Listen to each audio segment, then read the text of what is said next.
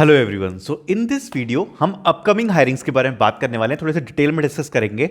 And ये part 1 video होने वाली है जिसमें हम बात करने वाले हैं टेक महिंद्रा के बारे में, डिलॉयट के बारे में, टीसीएस के बारे में और एक्सेंचर के बारे में।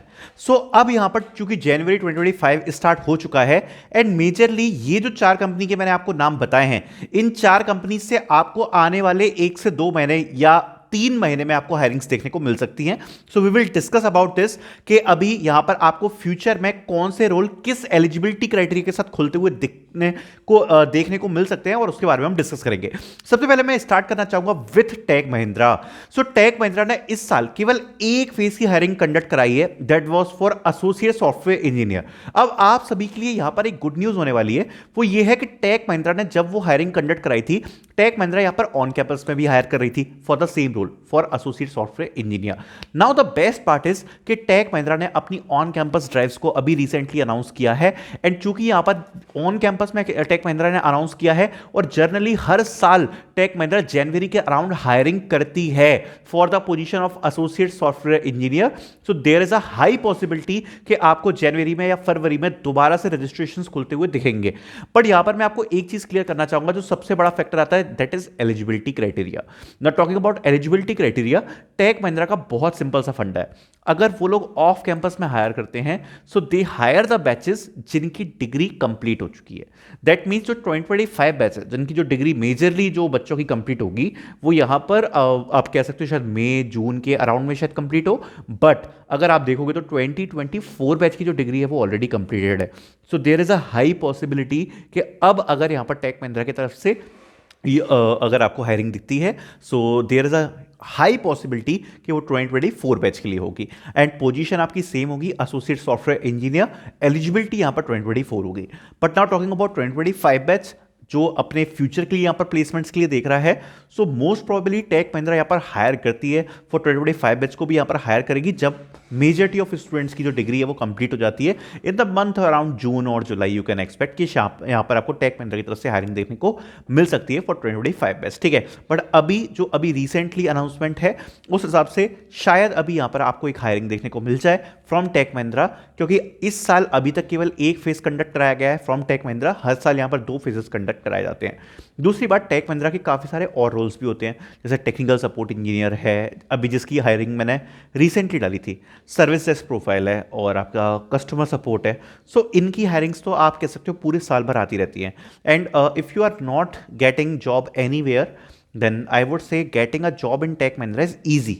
अगर आप बहुत ही ज़्यादा त्रस्त हो, अगर आपको ऐसा लग रहा है कि यार नहीं हो पा रहा, सो आई वुड से कि आपका नोएडा टेक महिंद्रा में जनरली, और आपका yes Noida, so Tech Mahindra का जो नोएडा ऑफिस है उसमें बस आप नज़र बनाए रखो। जो वॉक इन ड्राइव्स हैं वो बहुत सारी कंडक्ट होती रहती हैं हर महीने। आपको लगभग पूरे महीने ही वॉक इन ड्राइव्स देखने को मिलेंगी।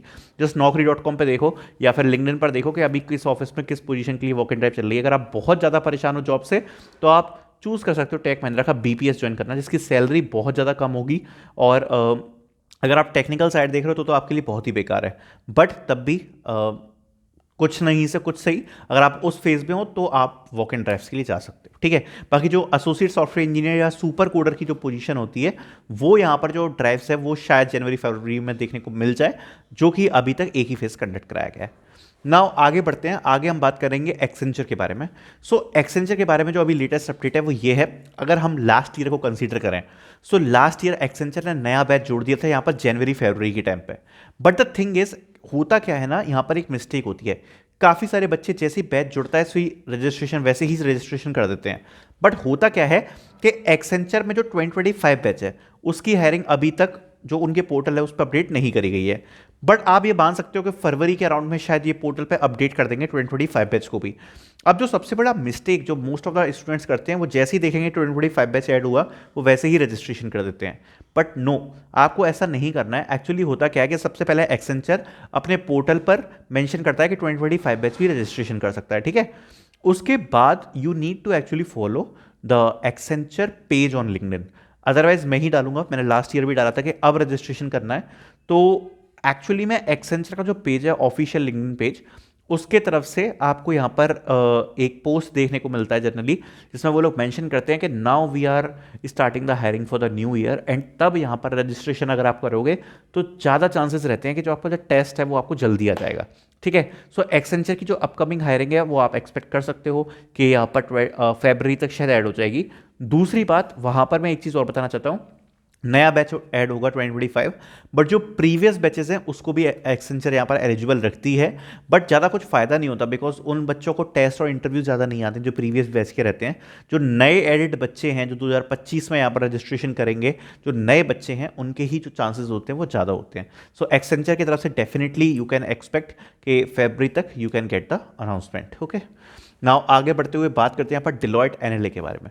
सो डिलॉयट एनएलए जो कि एक काफ़ी बड़ी मास हायरिंग्स होती है हर साल की, the biggest disappointment for this year is के अभी उसकी हमें एक छोटी हायरिंग देखने को मिली थी for cyber security Gurukul, cyber school Gurukul, cyber Gurukul ऐसा कुछ करके।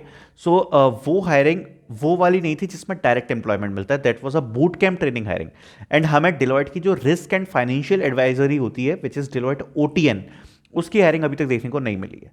अब आप माने या ना माने, जो पिछले 3 साल से चलते हुए आ रहा है उस हिसाब से तो डिलॉयट थोड़ी सी लेट हो चुकी है, बिकॉज जनरली जो अनाउंसमेंट है वो यहाँ पर आपके अक्टूबर से स्टार्ट हो जाती है। जैसे जो OTN है वो लास्ट ईयर भी अक्टूबर के अराउंड में ही अनाउंस कर दिया गया था, बट इस साल तो ऑलरेडी 3 महीने पास हो चुके हैं। और जो NLA था वो साइबर गुरुकुल टाइप का तो कभी कंडक्ट नहीं कराया गया। दूसरी बात, यहाँ पर एक भी चीज़ और रही है कि बेसिकली जो डिलॉयट NLA है वो डायरेक्ट जॉब होती थी, और जो डिलॉयट OTN है वो आपकी होती थी जिसमें आपको ट्रेनिंग्स मिल रही होती थी। नाउ द कैच इज, इस बार जो NLA है NLA में भी ट्रेनिंग्स कर दी हैं। So this is the new change, and अभी डिलॉयट की तरफ से there is a possibility, because ऐसा सुनने में आ रहा है कि soon they are announcing the gateway 2 and in on campus as well they are coming. ठीक है, सो अभी डिलॉयट की तरफ से थोड़ा सा पॉजिटिव रिस्पॉन्स आ सकता है in future. Okay, so definitely we can wait for it, but मैं यही कहूँगा कि थोड़ा सा डिसअपॉइंटमेंट हुआ इस जगह पे कि ये जो साइबर सिक्योरिटी वाला आया, बट कोई जनरल हायरिंग जो डिलॉयट हर साल यहाँ पर कंडक्ट करा रही थी, एक बड़ी हायरिंग कंडक्ट करा रही थी, वो देखने को नहीं मिली। तो डेफिनेटली ये एक डिसअपॉइंटमेंट देखने को मिला। Then talking about TCS NQT, so TCS NQT का जो अनाउंसमेंट है वो आप एक्सपेक्ट कर सकते हो जैन फेब मार्च, ये 3 महीने हैं, इनमें हो सकता है। और अगर बहुत ज़्यादा प्रॉब्लम आई तो अप्रैल तक एक्सटेंड हो जाएगा, बट अप्रैल तक तो हो जाना चाहिए।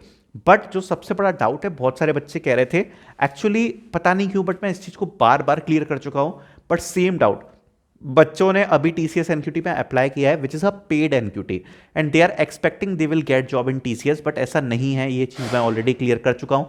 TCS जो पेड NQT होता है वो अदर कंपनीज के लिए होता है, TCS के लिए नहीं होता। TCS का जो NQT स्कोर है, अदर कंपनीज अगर उसको इसके बेसिस पे हायर कर रही है तो ऐसा होता है। जो फ्री NQT होता है वो बेसिकली आपकी TCS की खुद की हायरिंग होती है, जिसके लिए TCS यहाँ पर फ्री NQT को अनाउंस करती है। सो उसके अगर बारे में बात करें तो 2024 बैच के लिए ऑलरेडी कंडक्ट कराया जा चुका है। डेफिनेटली इस बार देखने को मिलेगा 2025 बैच के लिए देखने को मिलेगा।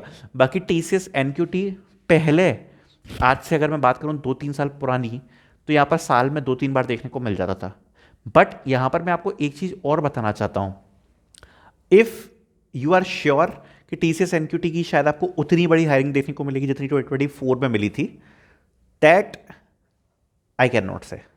उसका रीज़न ये है कि अगर आप TCS को देखोगे तो उनका एक पैटर्न रहा है, एक ही ईयर बहुत हायरिंग करते हैं फिर ड्रॉप करते हैं, फिर एक ईयर बहुत हायरिंग करते हैं फिर ड्रॉप करते हैं, फिर एक ईयर बहुत हायरिंग करते हैं फिर ड्रॉप करते हैं। सो दैट्स वाई 2024 में जो TCS की हायरिंग थी वो बड़ी हायरिंग थी, and that's why it seems like कि इस साल थोड़ा सा ड्रॉप देखने को मिल सकता है। सो आई होप ये वीडियो से आपको काफ़ी इन्फॉर्मेशन मिली होगी, वीडियो पसंद आई होगी। Thank you so much for watching.